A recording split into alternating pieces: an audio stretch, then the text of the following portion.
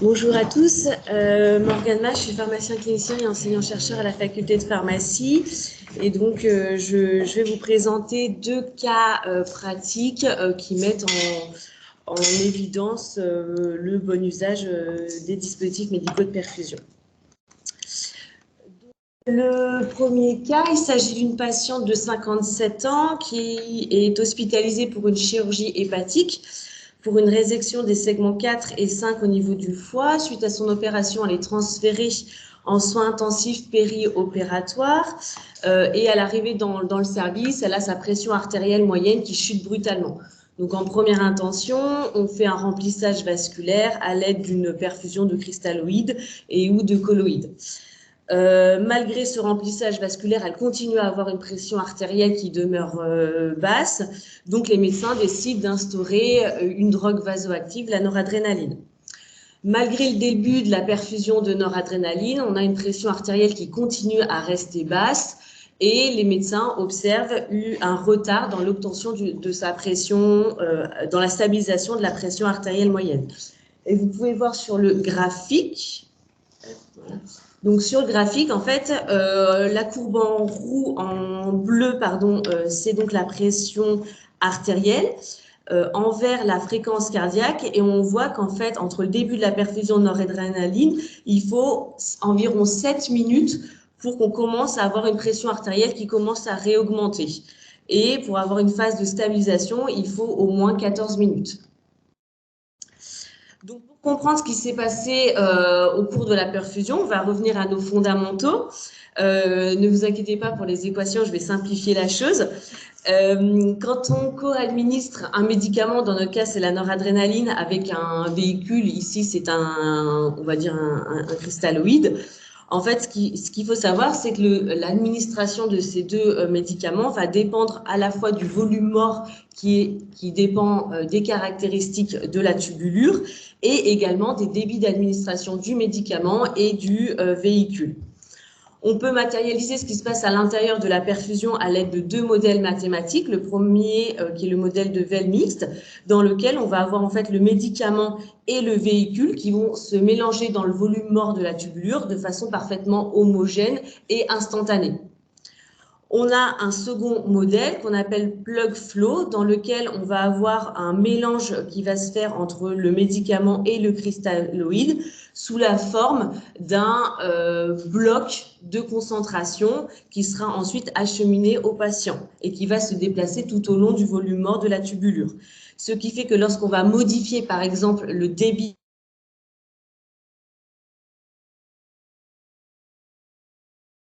concentration du médicament dans le volume mort, et c'est un bloc qui va ensuite être progressivement administré au patient.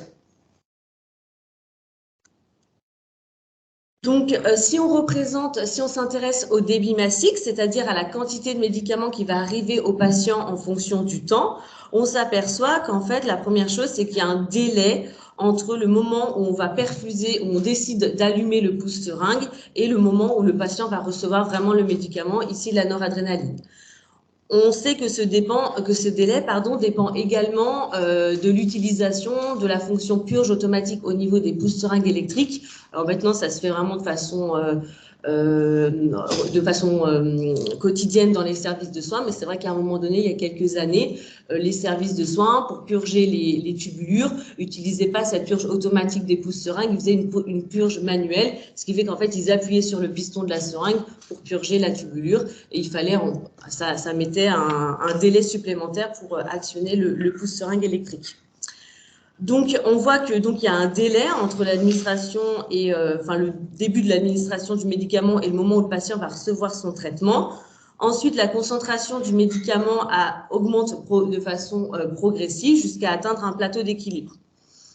Lorsqu'on va arrêter la perfusion du médicament, donc ici, après 30 minutes après le début de la perfusion, on voit que le médicament diminue progressivement jusqu'à atteindre la valeur 0. Pourquoi? Tout simplement parce que comme il reste encore du médicament dans la tubulure, il faut attendre que tout le médicament qui est présent dans la tubulure soit éliminé avant qu'il n'y en ait plus du tout, malgré qu'on ait arrêté la perfusion ou le pouce-seringue. L'autre chose qu'on peut remarquer, c'est qu'en fait, on a une décroissance du médicament qui est beaucoup plus lente lorsqu'on va arrêter la perfusion que lorsqu'on la démarre. Pourquoi? Parce qu'en fait, quand on a comme ça, quand on administre 2 médicaments, le débit total va correspondre à la somme du débit des 2 médicaments. Donc ici, de la noradrénaline et du cristalloïde. Ce qui fait que comme en fait, on va arrêter à la fin de la perfusion l'administration de médicaments, le médicament qui reste dans la tubulure ne sera administré qu'avec le débit d'administration du cristalloïde. Alors qu'au début de l'administration, il y avait le débit d'administration du cristalloïde et du médicament. Donc, si on revient sur notre cas, en fait, notre cas pratique, en fait, le délai que les médecins ont observé, c'était en fait principalement dû à la géométrie des dispositifs médicaux qui étaient utilisés. Si on compare, en fait, là, on a comparé 2 montages de perfusion. Un premier montage où, en fait, on avait une tubulure simple avec une longueur de 25 cm et un volume mort d'environ 1 ml versus un dispositif qu'on va dire plus optimisé dans lequel, en fait, il y avait une voie. Il y a donc trois possibilités trois petits prolongateurs en un, et où chaque voie va être dédiée à une administration de médicaments et un volume mort qui est 20 fois plus faible que dans le premier montage, puisque la longueur est de seulement 12 cm, donc 2 fois moins que dans le premier montage. Ce qu'on s'aperçoit ici, c'est en fait donc toujours le débit massique en fonction du temps. Donc on ne voit pas très bien, mais en fait ici la courbe en foncé, ça représente le débit massique avec le premier montage. Et en clair, c'est le débit massique avec le second montage dit optimisé. Ben, on s'aperçoit qu'en fait, avec le second montage, on a un débit massique, c'est-à-dire la quantité de médicaments qui arrive au patient, qui est beaucoup mieux contrôlé, puisqu'on voit le délai le délai d'administration du médicament, et on arrive rapidement à un plateau d'équilibre, alors que sur le premier montage, on voit que le débit massique est beaucoup plus variable. Et ça, cliniquement, ça se traduit lorsqu'on va mesurer la pression artérielle moyenne. Lorsqu'on utilise donc le second montage, on voit que la pression artérielle ici, elle est beaucoup moins variable qu'avec le premier montage qui est matérialisé ici de façon plus foncée. Donc, on sait que la géométrie des dispositifs médicaux peut avoir un impact sur la prise en charge des patients. Je vais à présent passer au second cas. Il s'agit d'une femme de 85 ans qui est hospitalisée pour une chirurgie abdominale. À la suite de cette chirurgie, elle va présenter des hyperglycémies périopératoires. Donc, les médecins décident d'introduire une insulinothérapie par voie intraveineuse. La patiente présente également des saignements massifs. Elle nécessite un scanner. Elle va donc être transférée au scanner pour faire des imageries. Lorsque la patiente retourne dans le service, elle présente une hypoglycémie majeure. Donc là aussi, on va revenir aux fondamentaux. Si on représente le débit massique lors d'une coperfusion, donc ici d'insuline et de son véhicule, donc par exemple du sérum salé isotonique, lorsqu'on va arrêter ici, par exemple, un des deux médicaments, donc par exemple le soluté d'hydratation, eh ben, on voit que le débit massique chute. Et en fait, on va avoir une concentration de l'insuline dans la tubulure, puisque comme on n'a plus de SSI qui est perfusé, on n'a plus de dilution du médicament. Donc le médicament va se concentrer à l'intérieur de la tubulure, et en plus de ça, comme le débit d'administration ne dépendra que de l'administration du médicament, puisqu'on a arrêté le SSI, l'administration de l'insuline va être beaucoup plus lente. Lorsque ici on remet en place le SSI, ce qu'on observe, c'est qu'en fait on voit qu'il y a une concentration, on voit une augmentation de la quantité d'insuline qui arrive au patient.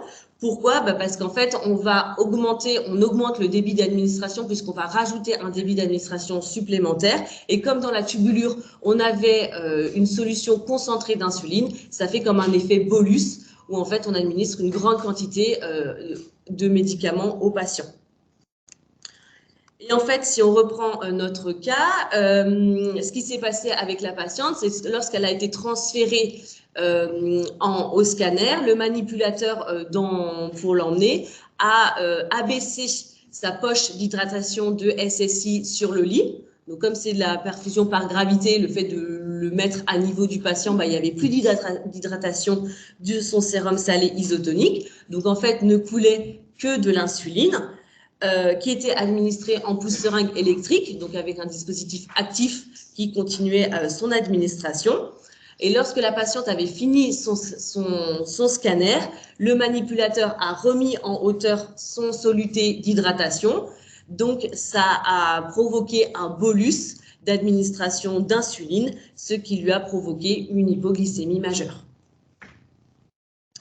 Donc, c'est pour cela que dans ce cas-là, il a été revu avec les différents intervenants de revoir le protocole de perfusion pour ces patients qui sont ensuite transférés dans les différents soins, ou en tout cas pour des scanners.